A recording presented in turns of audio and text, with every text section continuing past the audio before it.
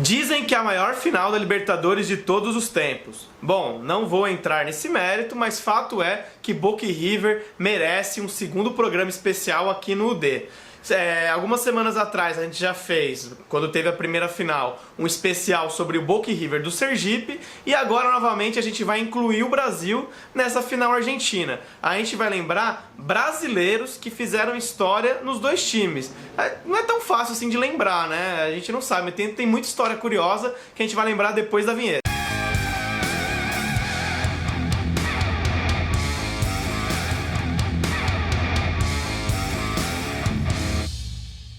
E eu vou apresentar o programa de hoje com essa camisa que tem o azul do Boca, o vermelho do River, uma camisa muito bonita e é uma das camisas da Vestiário Company, que é a nova parceira da Última Divisão. Deixa eu explicar um pouquinho das vantagens que você pode ter com essa parceria da Vestiário e do UD.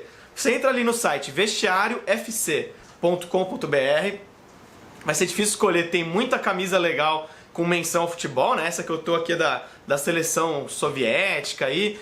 Enfim, tem muitas camisas bacanas. Vendo aí nos últimos vídeos, você vai ver outros apresentadores também, a gente usando algumas dessas camisas. E você pode usar o cupom Última Divisão, tudo junto, sem acento, né? Última Divisão, para ter 10% de desconto. Vale a pena conferir. Vamos então listar 5 brasileiros que fizeram história pelo Boca e 5 que fizeram história pelo River, mas vale explicar uma coisa, o Boca tem muito mais tradição de contratar brasileiros do que o River. O River, ao longo de toda a sua história, teve só 9 brasileiros, sendo que 4 deles foram ao mesmo tempo nos anos 60. Foi um pacotão brasileiro que eles trouxeram. Já o Boca teve o seu primeiro brasileiro em 1933, que foi o Martim Silveira, e o último agora é o Luiz Alberto, zagueiro que jogou no Fluminense, no Santos, jogou no Boca em 2010. Foram todos 25 brasileiros na história do Boca. Então vocês vão reparar que os do Boca são mais distribuídos na história, e foram mais. Os do River vão ter vários desse pacotão dos anos 60. Domingos da Guia, zagueiro, Boca Juniors, 1935 e 36. Domingos da Guia é considerado um dos maiores zagueiros de todos os tempos, pelo estilo clássico que ele tinha de sair driblando da defesa, muito arriscado, mas que dava muito certo. Criaram o termo domingada, que significava isso, sair driblando da defesa. Por muito tempo a imprensa esportiva usou isso. O Domingos da Guia é pai do Ademir da Guia, né, que é o maior ídolo, um dos maiores ídolos pelo menos da história do Palmeiras, e ele é tão importante que ele tá no hino do Bangu, que é o clube que o revelou. Olha um trechinho do hino do Bangu. O Bangu tem também a sua história, a sua glória, enchendo seus fãs de alegria. De lá pra cá surgiu o Domingos da Guia. Domingos da Guia já se destacou logo de cara ali jovem no Bangu, foi pro Vasco e em 1933, ainda com 20 anos, um pouco mais de 20 anos, ele foi pro Nacional de Montevidéu, sua primeira transferência internacional em 1933. Ele chegou com desconfiança, porque os uruguaios consideravam, eles eram ali campeões do mundo, né, em 30, consideravam que os melhores zagueiros do mundo eram uruguaios. Por que então trazer um brasileiro? Quem comentou essa história é o Obdúlio Varela, que foi um dos jogadores carrascos do Brasil no Maracanaço, né, na Copa do Mundo de 50. Obdúlio disse que todos confiaram no Uruguai quando chegou Domingos da Guia, mas depois eles ficaram impressionados. Ele considera o Obdúlio, né? Considerou o Domingos da Guia o maior zagueiro da história, um dos melhores de todos os tempos jogadores de futebol. Inclusive no Uruguai ele ganhou o apelido de Divino Mestre, que também foi um dos apelidos aí que marcou a sua carreira. Até que em 35, já famoso em todo o continente, ele foi pro Boca Juniors. No Boca, com 23 anos, o Domingos da Guia já chegou sendo campeão argentino e formando a defesa menos vazada da competição, que sofreu 31 gols em 34 jogos. Naquela época que tinha muita goleada, né? Saiu muitos gols, era um feito e tanto. Essa defesa do Boca é até hoje considerada a melhor, talvez, do time em sua história, que era Domingos da Guia e Victor Balucci, né? Eles... Enfim, os dois jogadores são considerados, em algumas seleções de todos os tempos do Boca, os melhores zagueiros da história. Eles protegiam o goleiro Yustrich. Enfim, Domingos da Guia conquistou a Argentina, virou ídolo rapidamente do Boca, mas no seu segundo ano ele teve um problema com desentendimento com o árbitro numa partida do campeonato e ficou suspenso um tempo. Durante essa suspensão, alguns brasileiros vieram assediá-lo, e então ele voltou para o Rio de Janeiro para jogar no Flamengo. Então ele jogou só 2 anos no Boca, mas foram 2 anos que ele chegou a ser, ele é lembrado até hoje em Buenos Aires como um dos maiores zagueiros que vestiram a camisa do Boca. Aí no Flamengo ele se consagrou, foi campeão carioca e virou ídolo do Flamengo. Depois ainda jogou no Corinthians e no Bangu, né? Voltou pro clube que o revelou, ele encerrou a carreira lá. E ele faleceu em 2000, reconhecido como um dos maiores zagueiros de todos os tempos, se não o maior. Aaron Vergifker, zagueiro, River Plate, 1932 a 1941. O primeiro brasileiro a jogar pelo River Plate, na verdade, é praticamente brasileiro só de nascimento. O Aaron, aí vocês viram com esse nome complicado, ele era filho de judeus russos que emigraram da Rússia para a Argentina. No caminho da Rússia para a Argentina, os pais dele, né, tiveram um filho no Brasil, mas foi uma rápida parada. Logo ele foi para a Argentina, cresceu lá e começou a jogar no River Plate, se tornou um dos maiores ídolos da história do time, né? Pelo menos os ídolos do passado. Ele ficou quase 10 anos, ganhou 5 campeonatos argentinos pelo River, ganhou o primeiro título profissional do River, porque até então o River tinha só um título amador.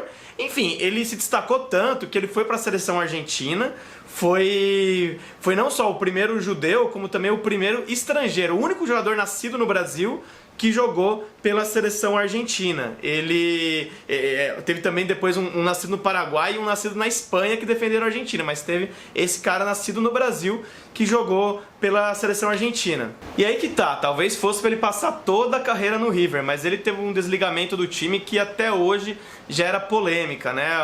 Algumas versões dizem que havia um médico do clube simpático ao nazismo que alegou que ele tinha uma deficiência pulmonar para tirá-lo do time, né?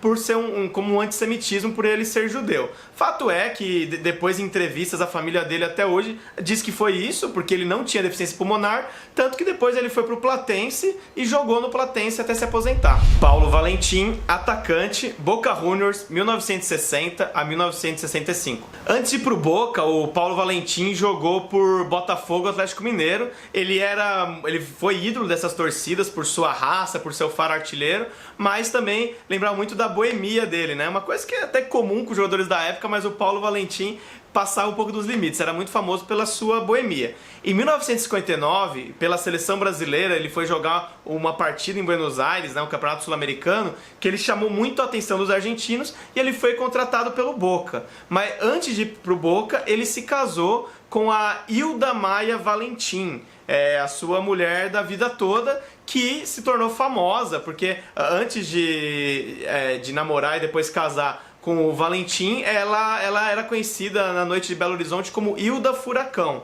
Ela então inspirou o livro do Roberto Drummond, chamado Hilda Furacão, que depois virou minissérie na Globo. Ela foi interpretada pela Ana Paula Arósio.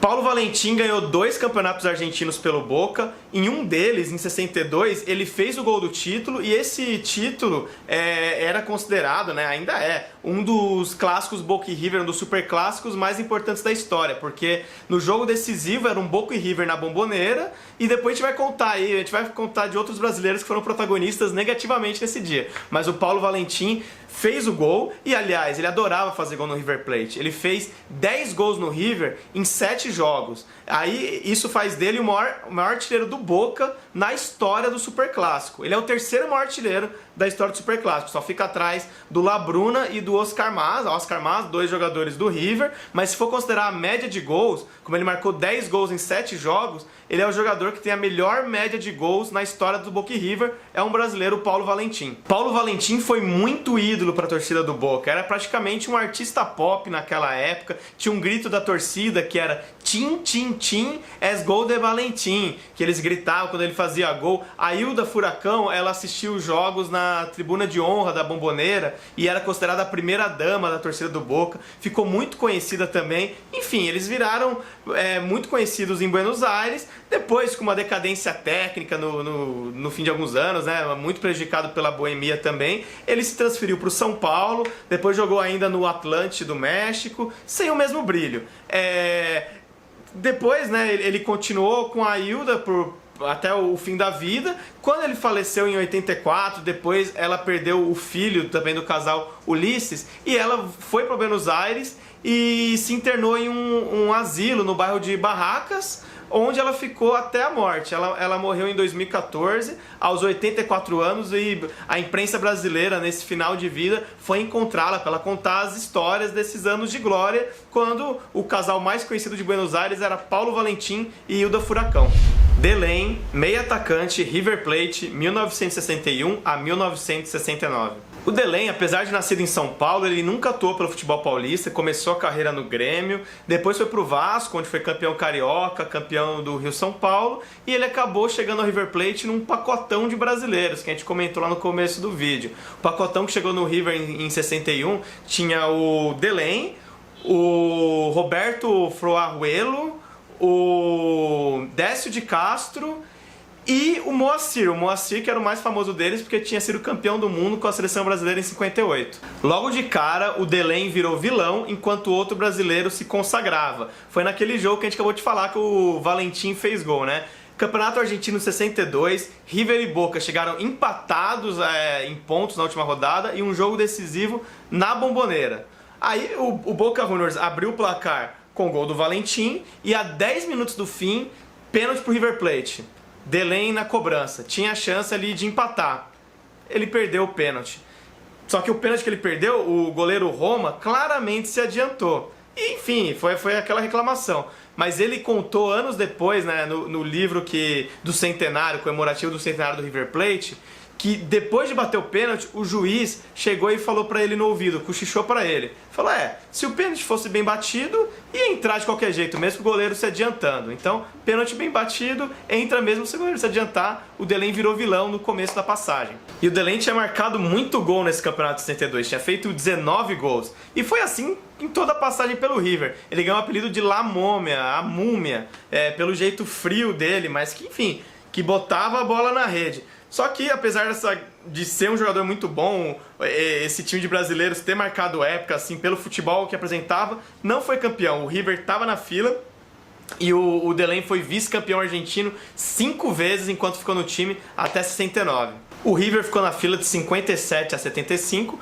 e o Delém não conseguiu quebrar esse tabu, tanto como jogador quanto depois como técnico, né? Depois de sair do River, ele jogou ainda pela Universidade Católica do Chile, pela América do Rio, se aposentou e quando se aposentou ele começou a nova carreira. Ele voltou para Buenos Aires, para o River, logo depois que se aposentou como jogador, para ser auxiliar técnico do compatriota brasileiro Didi, que estava ali tentando tirar o River da fila também. Não deu certo, o Didi saiu, o Delém depois assumiu como treinador também, não tirou o time da fila, né? O título só viria em 75, mas ele virou um treinador de futebol na Argentina, muito conhecido por valorizar as categorias de base. E aí depois do River, ele treinou o Vélez, São Lourenço e o Argentinos Juniors, quando tinha ali o jovem Maradona, ajudou na formação de Diego Maradona. Como treinador dos times principais, ele valorizava muito as categorias de base e então, na sequência da carreira, ele virou treinador da base do River Plate. Ele começou nos anos 90 e ficou até 2001 e nisso ele acertou demais. Ele participou da formação de jogadores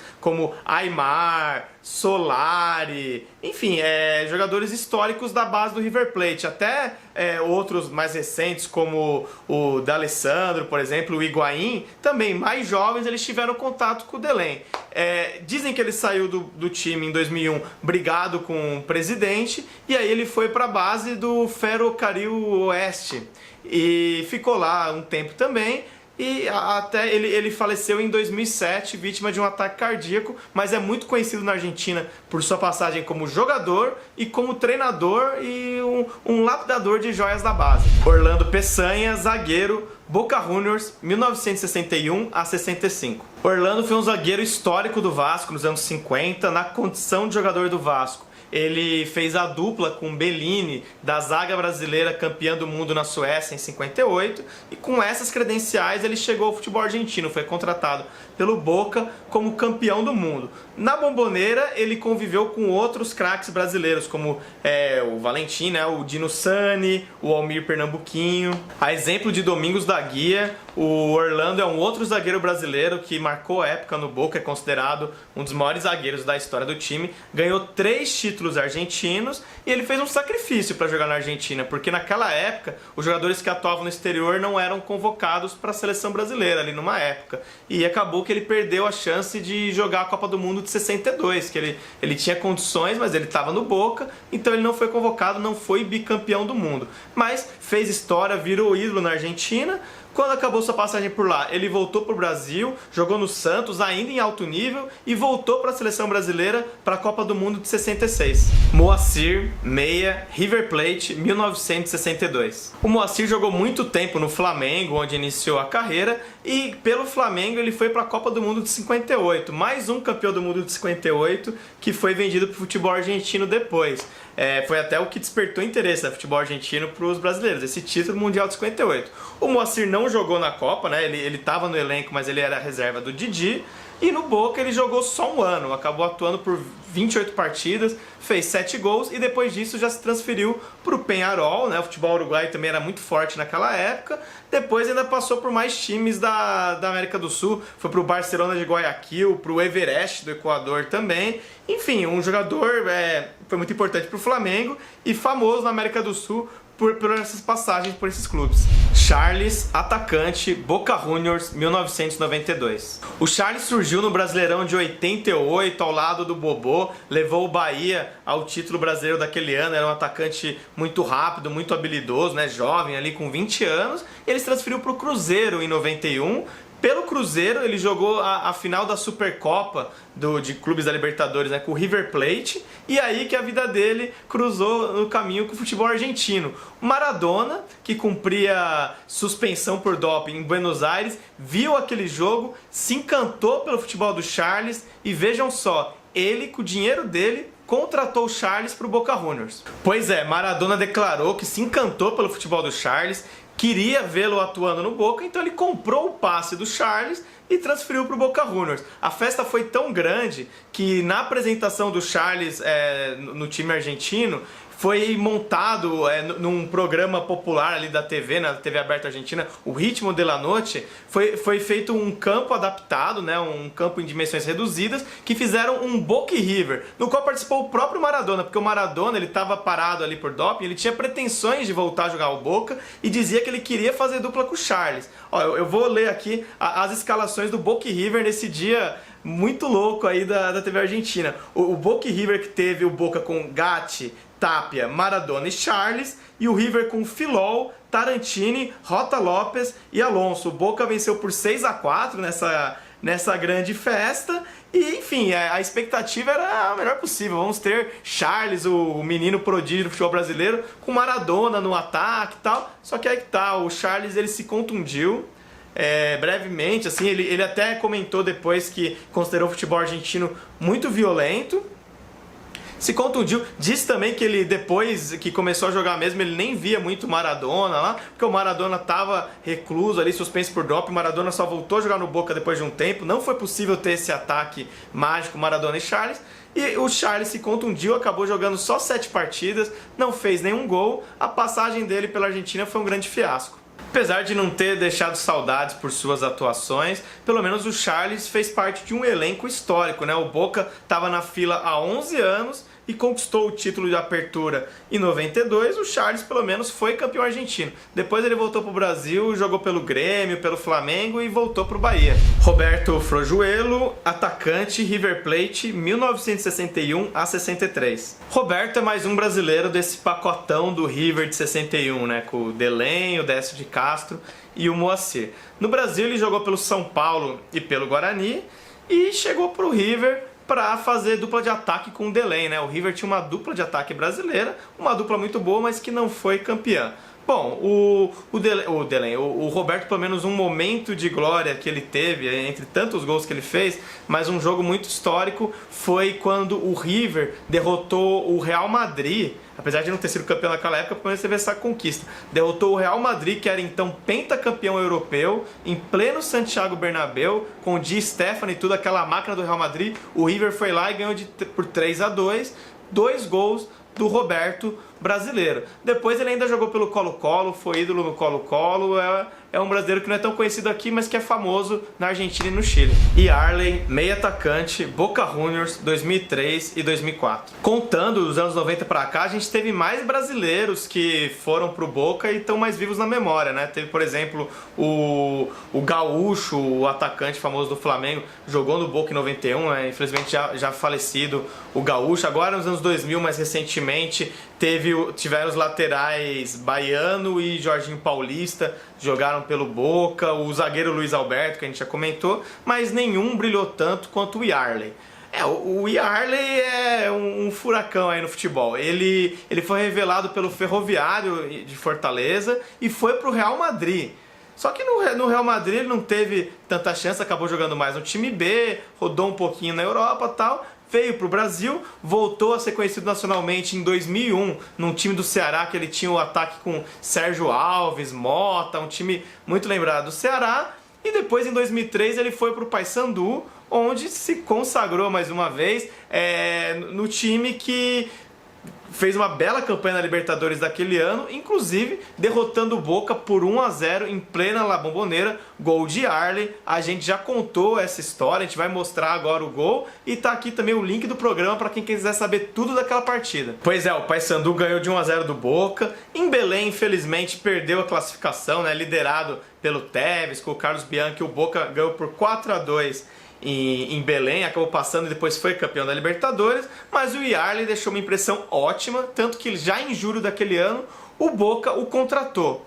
E logo de cara ele chegou fazendo um golaço no Superclássico com o River, aí que ele caiu nas graças da torcida. O Yarley virou um jogador muito importante daquele elenco vencedor do Boca, tanto que ele atuou na final do Mundial de Clubes, que o Boca derrotou o Milan, né? O Milan do Kaká. O Yarley jogou naquela partida. Depois, em 2004, ele continuou muito bem, ele vestiu a camisa 10 do Maradona, ele contou histórias depois de no vestiário, o Maradona pedia a camisa 10, ele fala, pô Maradona, essa camisa é sua, tá só emprestada aqui comigo, mas aí o Maradona foi lá reverenciá-lo, enfim, teve uma idolatria na Argentina, que infelizmente por contusões acabou tendo que finalizar essa história precocemente. Já em 2004 ele começou a ter contusões e ele foi transferido para o Dorados do México. Depois voltou para o Brasil, foi nada menos que campeão mundial com o Inter, né? Um cara com muita estrela, e depois ainda jogou pelo Corinthians, pelo Goiás, foi muito bem. O Yarley teve uma grande carreira. Júlio César, atacante, River Plate, 1990 a 94. Júlio César foi ídolo da torcida flamenguista nos anos 70 e 80, era um ponta esquerda muito habilidoso, conhecido por entortar os adversários com seus dribles, e daí veio o apelido que ele mesmo, ele se auto-apelidou, se deu o apelido de Uri Geller, em referência a um ilusionista israelense que entortava colheres, aparecia nos programas de TV entortando talheres, e o Júlio César entortava os adversários, então ele era o Uri Geller. Depois da sua última passagem pelo Flamengo, em 81, o Júlio César foi para sua primeira experiência na Argentina, foi para o Talheres de Córdoba, e lá ele chegou com status de estrela, fez alguns gols aí, fez bons jogos, tanto que ele se naturalizou argentino. E ele dizia, depois ele falou em entrevistas, que o César Luiz Menotti, o treinador histórico da seleção argentina, campeão de 78, queria que ele jogasse ao lado do Maradona. Isso nunca se concretizou, até porque ele teve lesões que acabaram encurtando essa passagem no Talheres. Não vamos perder a piadinha, né? Era o Uri Geller que entortava Talheres e jogou pelo Talheres da Argentina. Bom, depois que ele voltou ao futebol brasileiro, ele jogou pelo Fortaleza, Atlético Paranaense, até pelo Vasco, rival do Flamengo, e já no fim da carreira, aos 34 anos, mas ainda com fama, né?